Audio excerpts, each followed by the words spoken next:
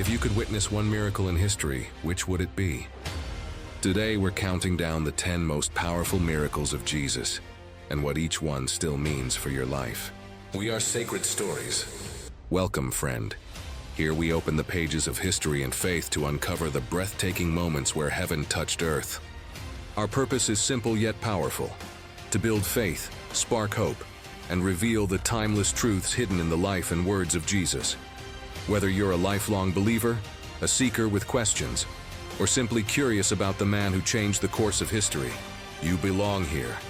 Together we'll explore miracles, prophecies, and lessons that continue to inspire hearts and transform lives today. And stay with me until the very end, because miracle number 1 isn't just another moment in history. It's the greatest act of love the world has ever known.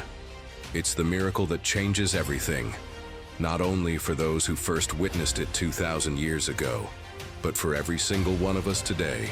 You don't want to miss it. Number 10. Water into wine. Imagine this: a wedding in a small Galilean village.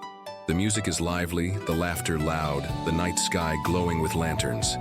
Guests are celebrating love and family until a quiet panic spreads through the crowd. The wine has run out. In that culture, running out of wine wasn't just a minor inconvenience. It was a public humiliation. The celebration would end in shame. The bride and groom's big day would be remembered not for joy, but for failure. Mary, the mother of Jesus, notices. She turns to her son and whispers a simple, loaded statement: "They have no wine."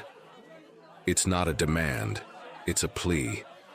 She knows he can do something, though no one has ever seen him perform a miracle. Jesus responds with a mysterious line: "My hour has not yet come." But then he gives a quiet instruction that will change everything. Fill the jars with water. Picture the servants hauling heavy stone jars, each holding 20 or 30 gallons. They fill them to the brim with nothing but ordinary water. No special words, no dramatic gestures, just obedience. Then a simple command: "Now draw some out and take it to the master of the banquet." Somewhere between the jar and the cup, the impossible happens. Clear water becomes rich, crimson wine, the finest anyone has ever tasted. The party erupts with praise. The groom is stunned. The servants exchange wide-eyed glances, and only a handful of people know the quiet truth. The creator of the universe just revealed his glory in a back corner celebration, not a palace or a temple. Why start his public ministry here, with something as ordinary as a wedding shortage? Because Jesus cares about our everyday moments. He delights in joy. He steps into our small crises and transforms them into abundance. It's a whisper of his mission: to take what is empty and fill it with something new, something overflowing, something better than anyone expected. The first miracle isn't just about wine. It's a promise. If he can turn water into wine, imagine what he can do with a heart that's ready to be filled. Number 9. Healing the leper. Close your eyes and step back 2,000 years. The streets of a small Galilean town are crowded, merchants shouting prices, children darting through the marketplace, when suddenly the noise splits like a wave. People pull back in fear. Whispers ripple through the crowd. "Leper, leper." Out of the shadows walks a man wrapped in torn rags. His skin is scarred and pale, fingers twisted by disease. For years he has lived as an outcast, forced to shout unclean, to warn others away. He hasn't yet felt the warmth of a hug or the comfort of a handshake in who knows how long. Every step he takes is a reminder of his isolation, physical, emotional, spiritual. But today, desperation drives him forward. Through the wall of frightened faces, he sees a young rabbi surrounded by followers. Stories have spread of this teacher named Jesus, stories of power, compassion, and impossible healings. The leper falls to his knees in the dust and cries out, voice trembling but sure, "Lord, if you are willing, you can make me clean." The crowd freezes. Everyone expects Jesus to step back, to protect himself from the infection. But he doesn't. He steps closer, closer, until the only thing between them is a heartbeat of silence. Then Jesus does the unthinkable. He reaches out his hand and touches the man. No one has touched this leper in years. The warmth of that single touch is more shocking than any words. And Jesus speaks, "I am willing, be clean." Instantly the disease is gone. Skin once ruined is restored like new. The man stands whole and trembling, tears carving clean paths down his face. The crowd gasps, not just because a miracle has happened, but because love has shattered fear. This moment isn't only about physical healing. It's a declaration that no one is untouchable, no heart too scarred, no soul too distant. Where others see contamination, Jesus sees a beloved child. His touch tells us all, "You are never beyond my reach." If he can cleanse the leper with a single touch, imagine what he can do in the hidden places of your life. Number 8. Feeding the 5,000. The sun is sinking low over the hills of Galilee. All day long, a massive crowd has followed Jesus, men, women, children, drawn by his teaching and the hope of miracles. More than 5,000 people sit scattered across the grassy slopes, their stomachs empty but their hearts hungry for something more. The disciples are nervous. They scan the endless sea of faces and whisper to Jesus, "Send them away. There's no food here, it's getting late." But Jesus shakes his head and answers with a command that sounds impossible. "You give them something to eat." Imagine their panic. They check their meager supplies and come back with a pitiful report. 5 loaves and 2 small fish. That's all we have. Barely enough for a single family, let alone thousands. But Jesus smiles. He takes the bread and the fish, looks toward heaven, and gives thanks. Then he begins to break the bread, piece after piece after piece. The disciples keep handing it out. Basket after basket, the food keeps coming.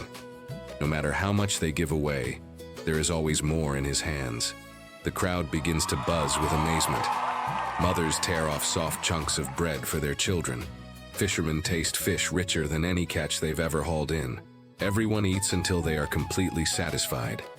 And when it's over, 12 baskets of leftovers are gathered, more food than they started with. What does this miracle whisper to us today? That Jesus doesn't just meet our needs, he overwhelms them. He takes what little we bring and multiplies it into abundance. Our weakness becomes the stage for his strength. So when life feels like 5 loaves and 2 fish, never enough, remember the hillside that day. In the hands of the Savior, not enough becomes more than enough. Number 7. Calming the storm. Night falls over the Sea of Galilee. The disciples set their small fishing boat across the dark water, their lanterns flickering like tiny stars. Jesus, exhausted from a day of teaching and healing, curls up in the stern and falls asleep. The gentle waves rock the boat, and for a moment everything is calm. Then it happens. The wind shifts without warning, howling down from the surrounding cliffs.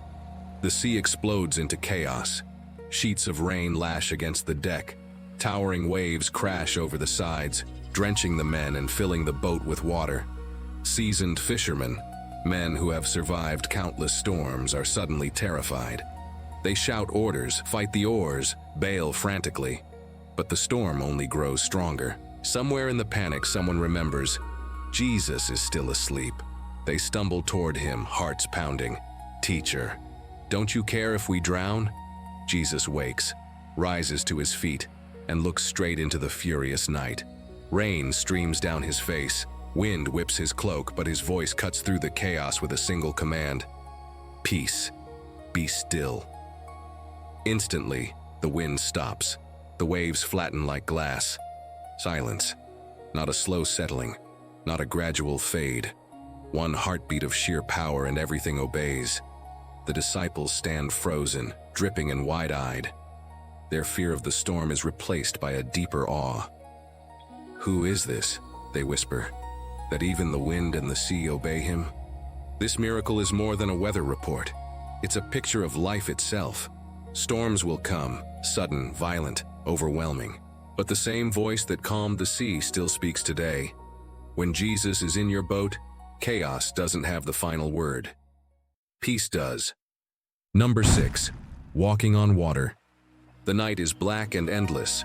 Hours have passed since the disciples pushed their boat onto the restless Sea of Galilee. A fierce headwind slams against them, turning every row of the oars into a battle. Their shoulders ache, their eyes burn, and the shoreline is still miles away. Suddenly, someone spots a shape on the water. At first, it's just a blur, a flicker of pale light moving across the waves. Then another disciple sees it too. It's not a boat, it's not a reflection. It's a man, walking toward them on the stormy sea. Terror rips through the boat. "It's a ghost!" they cry, voices breaking in the wind. But then a calm, familiar voice answers back over the roar of the waves. "Take courage. It is I. Don't be afraid." It's Jesus, not rowing, not swimming, simply walking on the very waves that threaten to drown them. Peter's heart pounds. Something inside him refuses to stay in the safety of the boat. "Lord, if it's really you," he shouts, "tell me to come to you on the water." And Jesus says a single word, "Come." Peter swings a leg over the side. Cold spray hits his face. His foot meets the impossible, solid water beneath him. Step after trembling step, he moves toward Jesus, eyes locked on the one who defies every law of nature. But then the wind howls. Peter glances at the towering waves. Fear floods in, and he begins to sink. "Lord, save me," he cries. Immediately, Jesus reaches out, grabs his hand, and pulls him up. "O you of little faith," he says with a gentle smile, "why did you doubt?" Together they climb into the boat, and the wind dies instantly. The disciples fall to their knees in awe. "Truly," they whisper, "you are the Son of God." This miracle isn't just about walking on water. It's about stepping out when logic says stay put. It's about fixing your eyes on the Savior when fear tries to drag you under. With Jesus, the impossible becomes the pathway to Him. Number 5. Healing the blind man. The streets of Jerusalem buzz with the noise of a busy day. Merchants call out prices, coins clink on stone, sandals scrape across dusty paths. But one man sits apart from it all, a beggar who has never seen a sunrise, never watched a child laugh, never looked into a loved one's eyes. Born blind, he knows the world only by sound, scent, and the rough feel of the ground beneath his fingers. As Jesus and his disciples pass by, the disciples ask a question whispered for generations. "Rabbi, who sinned, this man or his parents, that he was born blind?" In their minds, suffering must mean blame. But Jesus shakes his head. "Neither this man nor his parents sinned," he says. "This happened so that the works of God might be displayed in him." Then Jesus does something unexpected. He kneels, spits on the ground, and mixes the dust into clay. With gentle hands, he spreads the mud over the man's sightless eyes and gives a simple instruction. "Go, wash in the pool of Siloam." The blind man feels his way through the streets, guided by faith alone. Every step is a choice to trust the voice he cannot see. He reaches the pool, bends down, and splashes the cool water across his face. Mud slides away, and suddenly, light pierces the darkness. Shapes sharpen into color, faces into smiles. For the first time in his life, he sees the world. Trees swaying, birds in flight, sunlight dancing on water. The crowd erupts in disbelief. Neighbors argue. Is this really the same man who used to beg? He laughs, eyes wide with wonder, and answers with the only testimony he needs. "I was blind, but now I see." This miracle isn't just about physical sight. It's about every soul trapped in spiritual darkness. Jesus opens eyes that can't see hope, hearts that can't find truth. Where the world sees a hopeless case, he sees a canvas for glory. If he can bring light to a man born blind, imagine the vision he can bring to the hidden corners of your life. Number 4. The great catch of fish. The night has been long and empty. Peter and his fellow fishermen drag their nets across the cold waters of Lake Gennesaret again and again. But every haul comes up dripping and bare. Hours of labor, no reward. The horizon begins to glow with morning light, and frustration hangs heavier than the nets themselves. Then a voice calls from the shoreline. It's Jesus. Crowds have already gathered to hear him teach, so he steps into Peter's boat and asks to be pushed a little offshore. From there, he speaks words of life to the people on the beach. When he finishes, he turns to Peter with a surprising request. Put out into deep water. and let down the nets for a catch. Peter wipes sweat from his brow. Master, we've worked hard all night and haven't caught anything. Every fisherman knows the fish feed at night, not in the daylight. Logic says quit, but something in Jesus' eyes cuts through the weariness. But because you say so, I will let down the nets. They cast the nets one more time. Within seconds, the water churns with silver flashes. The ropes strain, the nets bulge, so full they begin to tear. Peter shouts for help, and another boat rushes over. Both boats fill to the brim until they're nearly sinking under the weight of the catch. Peter falls to his knees among the flapping fish, overwhelmed. Lord, go away from me, I am a sinful man. But Jesus smiles and speaks a destiny that will echo through history. Don't be afraid. From now on, you will fish for people. The greatest catch wasn't the fish at all, it was the calling. This miracle isn't about a lucky haul, it's about obedience when the odds look hopeless. It's about trusting the voice of Jesus even when logic says it won't work. When you give him your empty nets, he fills them with more than you ever imagined, and sometimes he changes the catch entirely. Number 3. Casting out the legend of demons. The boat slides onto the rocky shore of the Gerasenes just as dawn breaks. The air is heavy and still, but an unearthly scream slices through the quiet. From the caves above, a figure appears. He is a man, but barely recognizable. His body is scarred from self-inflicted wounds, his wrists torn from broken chains. Naked, wild-eyed, and driven by forces no one can control, he has terrorized this region for years. Villagers have tried shackles, ropes, guards. Nothing can contain him. Most avoid this place entirely. Yet Jesus steps out of the boat and walks straight toward him. The man races down the hillside, falling to his knees with a voice that is not his own. What do you want with me, Jesus, Son of the Most High God? The demons know exactly who stands before them. Jesus asks a single question. What is your name? The answer chills the air. Legion, they reply, for we are many, a host of dark powers hiding inside one tortured soul. The demons beg not to be cast into the abyss. They plead to enter a nearby herd of pigs. With a single command, go! Jesus releases his authority. Instantly, the man collapses, freed, while the herd of pigs rushes down the steep bank and plunges into the lake below. The waters churn, then fall silent. When the villagers arrive, they find the once possessed man sitting calmly at Jesus' feet, clothed, sane, eyes clear for the first time in years. Fear sweeps through the crowd. They can't explain what they've just witnessed, but the man knows. Let me follow you, he pleads. Jesus sends him back with a mission. Go home to your own people and tell them how much the Lord has done for you and how he has had mercy on you. This miracle shouts a truth that shakes every dark corner of our world. No chain is too strong, no torment too deep, no darkness too powerful for the authority of Jesus. Where others see a lost cause, he sees a life ready to be restored. Number 2. Raising Lazarus. Bethany is a village in mourning. 4 days have passed since Lazarus died, and grief hangs heavy over the stone streets. Friends and neighbors whisper their condolences, but the air is filled with one aching question. Where was Jesus? Lazarus was his friend. Everyone sent word when the sickness began, begging him to come. But Jesus delayed. Now it seems too late. The body lies sealed in a tomb, and the stench of death has already set in. As Jesus approaches the village, Martha runs to meet him, eyes swollen from weeping.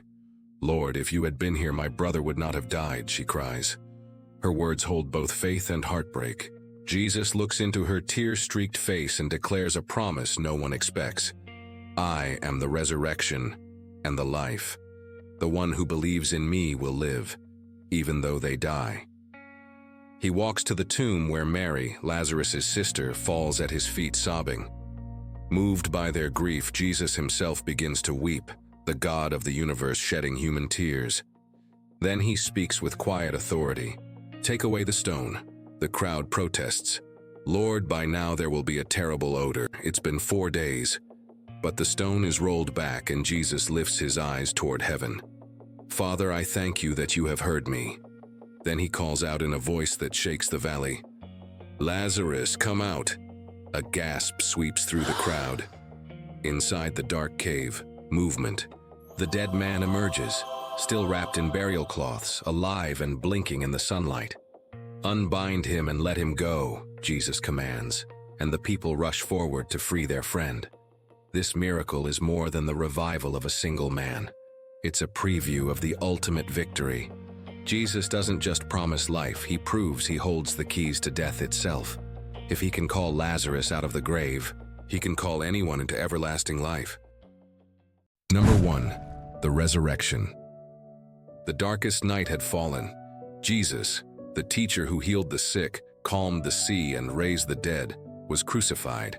The one who claimed to be the Son of God now lay in a borrowed tomb, sealed behind a massive stone and guarded by Roman soldiers. For his followers, hope itself seemed buried with him. 3 days of silence, 3 days of despair. But early on the first day of the week, just as the sky began to blush with dawn, a tremor shook the earth. An angel of the Lord descended like lightning, rolling the heavy stone away with effortless strength. The soldiers fell back in terror. And inside that cold tomb, nothing but folded grave clothes, the body of Jesus was gone. Mary Magdalene races to the garden, heart pounding. Tears blur her eyes as she searches for answers. Then she hears a voice behind her, gentle, familiar. "Mary." She turns and sees him, alive, radiant, scarred by nails yet shining with unstoppable life. Her gasp of recognition echoes across the centuries. "Rabboni, teacher." Throughout the day, Jesus appears to his disciples, behind locked doors, on dusty roads, beside a quiet lake. Fear gives way to joy as they touch his hands, hear his voice, and realize the impossible has happened. Death has lost its grip. The grave has no claim. The prophecy is fulfilled. He is not here. He is risen. The resurrection is not just history. It's the heartbeat of the gospel. It proves that love is stronger than hatred, life stronger than death, and Jesus stronger than every sin and fear we carry. Because he walked out of that tomb, forgiveness is real. Because he lives, we can face tomorrow. Because he rose, eternity is open to anyone who believes. This is the greatest miracle of all, the greatest act of love the world has ever known. The moment when heaven declared once and for all, Jesus lives and nothing will ever be the same. What an incredible journey we've taken together, from a quiet wedding in Cana where water became wine, to the storm-tossed sea that stilled at a single word, to an empty tomb that split history in two. Every miracle we've explored is more than a story from the past. Each one is a living invitation to believe that the same Jesus who calmed waves, opened blind eyes, and called Lazarus from the grave is still at work today. His power is not locked in ancient pages. It reaches into ordinary lives, into your life right now. Which miracle spoke to you the most? Was it the one that showed his compassion, his authority, his ability to turn despair into joy? Share it in the comments below. Your words might be exactly the encouragement someone else needs tonight. And if this journey has stirred something in your heart, don't let it fade when the video ends. Open a Bible. Talk to him. Ask him to show you the next step of faith. Because the greatest miracle isn't just what Jesus did then. It's what he longs to do now, in you. Thank you for watching Sacred Stories. If these miracles strengthened your faith or sparked your curiosity, click subscribe, share this video with a friend, and join us for the next chapter as we uncover more of the incredible life and love of Jesus. Remember, the same voice that said, "Peace, be still," still speaks today. The miracle continues, and it might begin with you.